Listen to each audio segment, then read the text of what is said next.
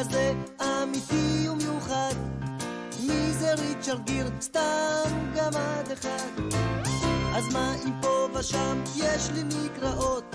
זה לא משמעותי, צריך עם זה לחיות. לא רוצה להיות אף אחד אחר, שום שינוי דרמטי אני לא עובר. לא רוצה להיות מישהו אחר, אני מסתדר עם עצמי ולא צריך להשתפר. כי מה שאי אפשר לשנות, צריך ללמוד איתו לחיות. גם עם עיניים קטנטנות וגם עם אוזניים גדולות מאוד. כן כן, כן כן, כן כן, כן.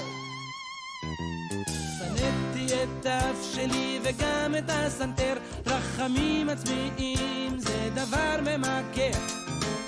שעות הייתי מנגן על הפסנתר, מזל שיום אחד הבן אדם מתבגר. לא רוצה להיות אף אחד אחר, שום שינוי דרמטי אני לא עובר. לא רוצה להיות מישהו אחר, אני מרוצה מעצמי ולא צריך להשתפר. מה שאי אפשר לשנות,